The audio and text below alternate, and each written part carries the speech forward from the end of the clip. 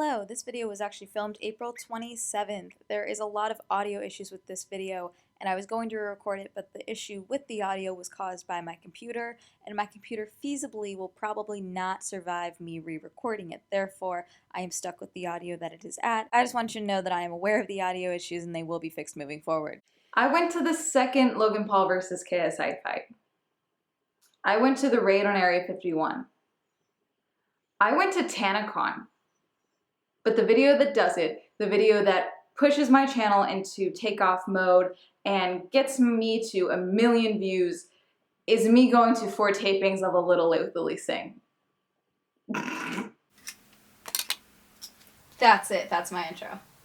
I'm Amanda and you're watching Swell Entertainment, and I want to make it clear I wasn't complaining in the opening. I just think it's funny because of the amount of times that I've put a ton of money and a bunch of effort into my videos. And not to say that I didn't put a ton of effort into my videos or that I didn't put a bunch of money into gas for those videos for driving to LA. I didn't have to pay to go to the show itself, and so in my brain it feels like I did a lot less than like some of the other shit that I've done for videos, and I just think that that's funny. My video on A Little Late with Lily Singh has gotten 1 million views.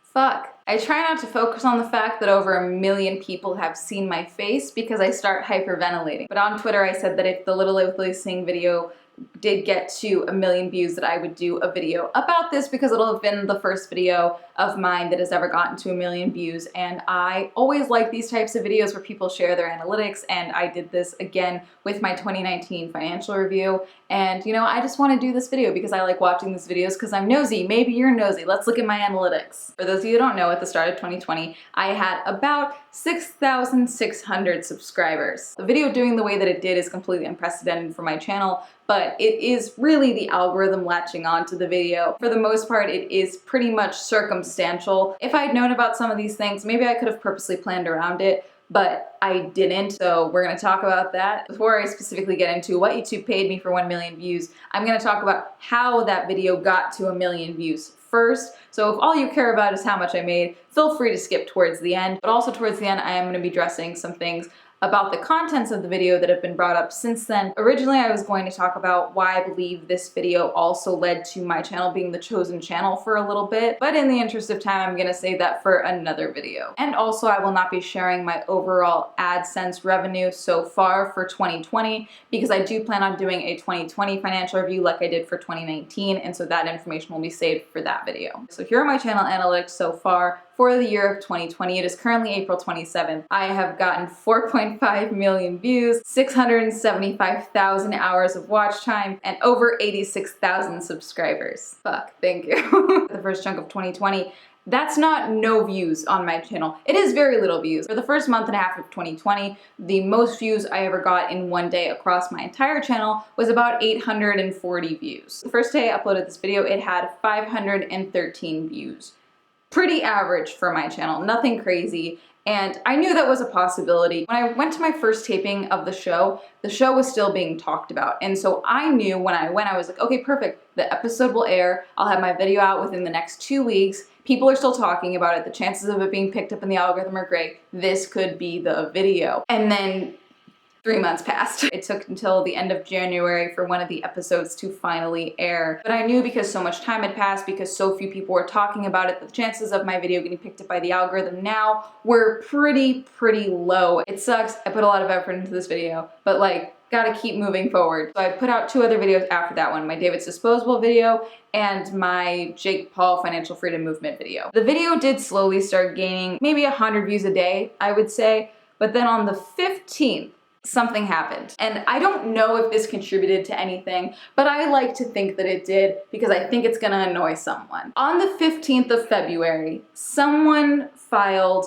4 claims against my video for violation of privacy. Or should I say that they tried, because nothing happened. Now, when you do a privacy violation filing, they don't tell you who it is, and I can't really go based off of the timestamps. Across the 4 claims, each one had at least 2 timestamps. One had like 8, all with different people in them. Some of them were for me saying people's first names, me showing clips of the show where people said their first names, me showing clips from Lily's vlog where people introduced themselves and shared their first names. I didn't violate anyone's privacy. The show was televised. Lily Singh's vlog channel is public. these photos and names that I said is public. So in that regard, these are false flags because I didn't violate anyone's privacy. But also these are false flags because there's a different person shown in pretty much all of these claims, in all of these timestamps. When you make a privacy violation claim, it's a first party claim, meaning if I'm going to file a violation of privacy claim, it has to be my privacy that is being violated. Most likely these are false flags, and I'm assuming YouTube agreed because nothing happened to the video. So between the 14th and the 15th, there was a very little jump in views. Of only about 71 people watched the video.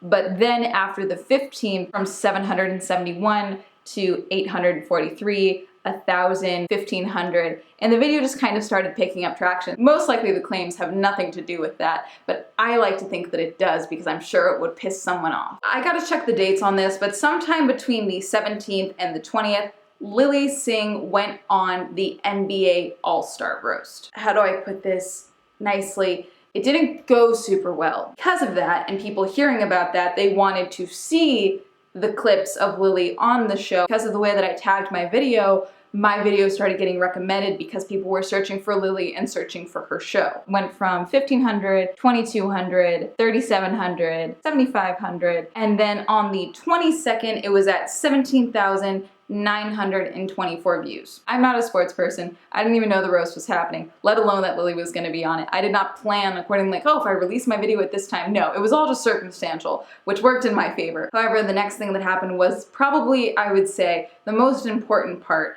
about my video getting the growth that it did and my channel getting the growth that it did. And that was the amount of creators that started sharing my video. Now, from what I've seen, if I ask, everyone has seemingly found me from a different person or a different podcast or a different video. So thank you to everyone who has shared my video or talked about my video. However, the very first person that I saw share my video and share the link to my video was Donovan or Real Young Crip on Twitter. So on the weekend of the 23rd of February, I was actually traveling alone in San Francisco for the UFO convention that I went to. I woke up that morning to a notification from Donovan showing that not only did he talk about my video and shared a clip of my video, but he also shared the link for my video. And that is very important. It goes without saying that the longer someone is watching a video on YouTube, the more the algorithm recognizes that that video is keeping someone on the platform, and therefore they're going to see more ads and make more money for YouTube. And so they're more likely to recommend that video because they know people are watching it for a longer amount of time. However, another thing that the algorithm looks at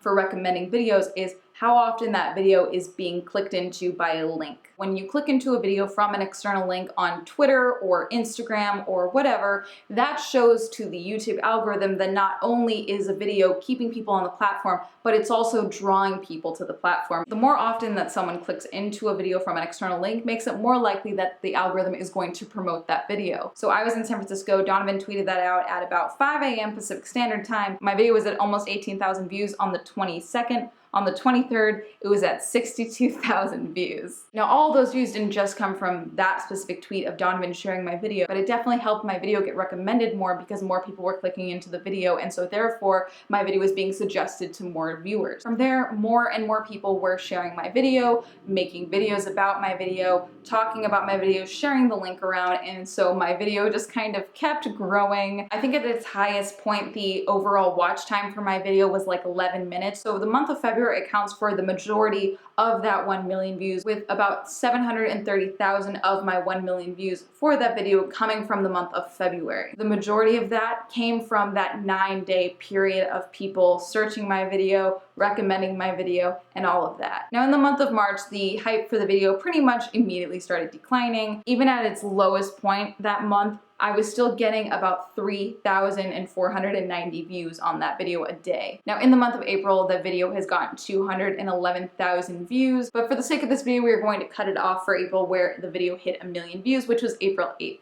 That's a lot of people. Anyway, April 8th, which would have been after the video had been up for 57 days, the video had 1,002,888 views. So the answer for what YouTube paid me for 1 million views for my video on being an audience member for A Little Late with Lilly Singh is $3,000.72.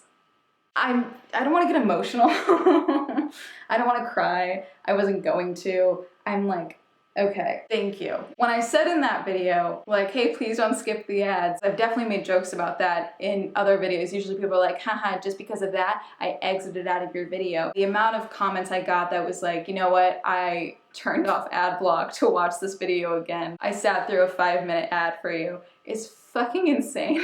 I'm not gonna cry, but like, I wish I could explain to you how life-changing.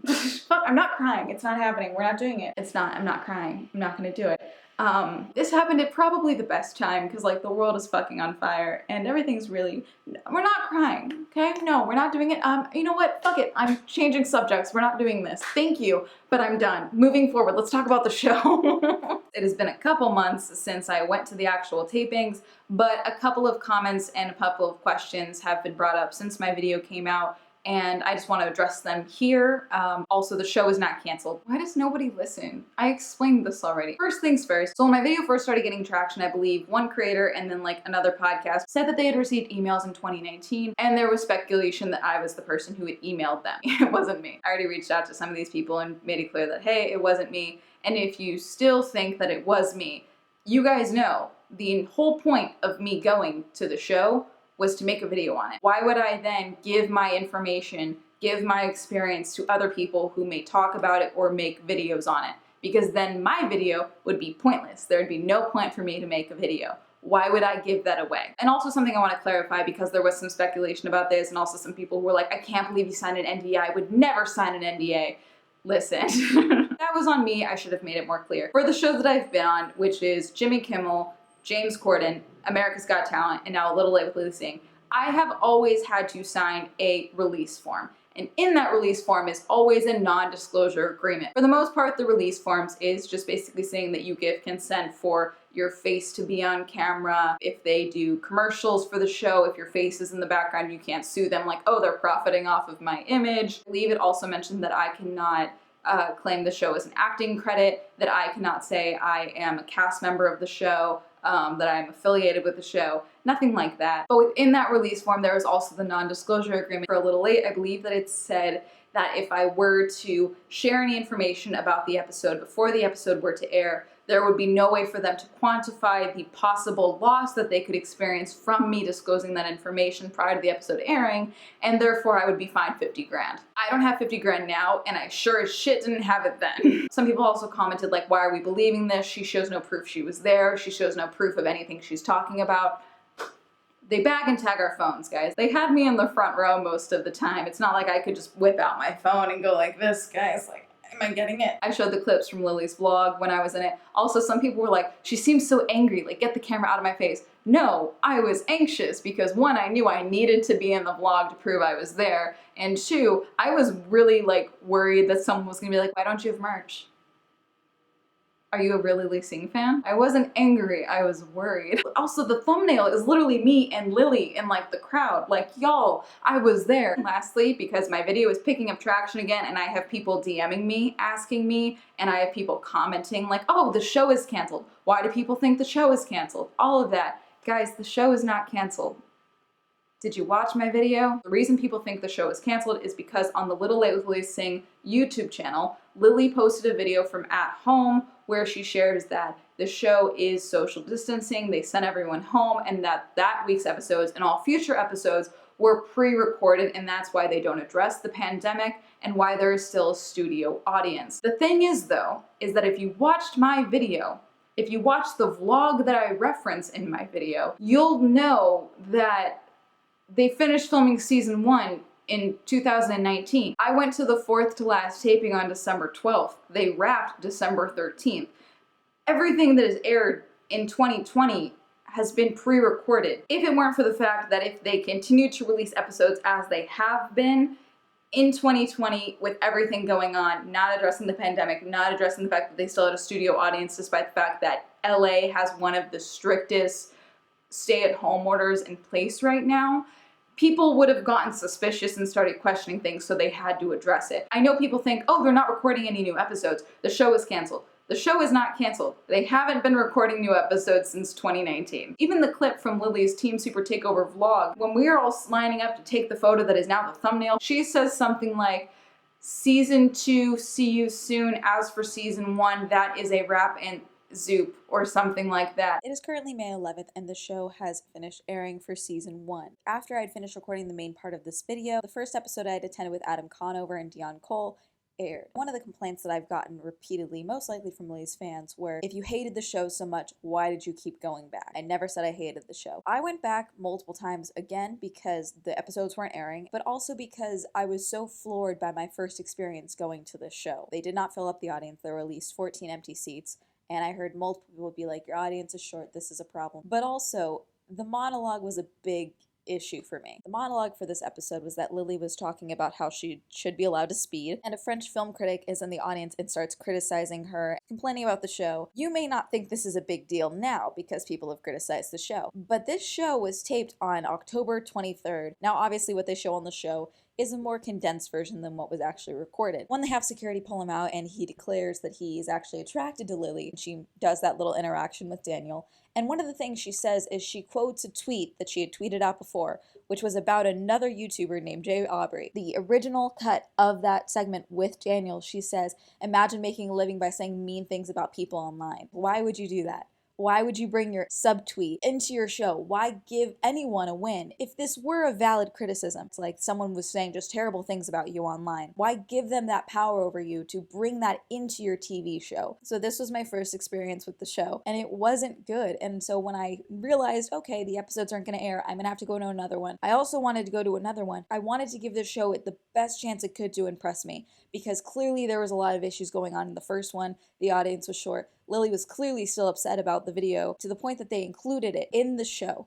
And so that's why I went to more tapings, because I wanted to give her a chance to maybe cool off and see if she could impress me. And the reality of it is that she didn't. At this time, Season 1 is finished airing, and obviously they are not currently recording anything because of the pandemic, and at this time the show has not been renewed or canceled by NBC. Pretty much all the other late night hosts are doing at-home episodes right now, and people are really liking the at-home episodes for the most part. So that's something that would be super easy for Lily to do. Because it's my understanding that considering she's a YouTuber of her caliber, that she pretty much has like a full production studio within her house. She easily could be doing at-home episodes. Why are they not having her do that? And I'm rambling, so I'm just gonna end this video here. But once again, thank you all so much for watching my video, and thank you again to all the creators and everyone who shared my video. It's really incredible. I've been on YouTube for 5 years, and even when I've had videos that have done well, they've never done this well. And the amount of kind words that I've received from people, just really nice and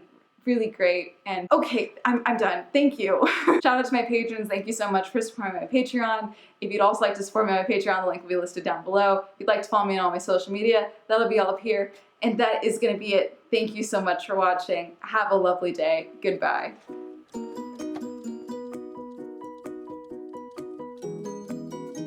I don't know if you guys know this, but like the show liked my tweet promoting my video early on. So like at the very least, they know that I made a video talking about my experience. I'm sure by now more people have seen it within the show, and I'm sure Lily probably saw it herself. Do I think she really cares? No, because once again, I'm a nobody. However, now I'm making money. So therefore, I think I'm arguably a professional nobody, which is fun. Thank you, Aaron, Adam, Alan, Elise, Alex, Bradley, Brighton, Young, Cameron, Cameron D, Christopher, Chris, Cody, Colton, Crashed PC, Dean, Don, Elliot, Aaron, Evan, Feckless, George, Jaron, Griffin, Jason, John M, John, Jonathan, Kenneth, Kim, Matt, Meme Lord the Red, Michael J, Michael, Lisa, Luis, Manga, Matthew, Nathaniel, Prylock, Ricky, Stefan, Corbin, Tom, Victor, William, Zendre.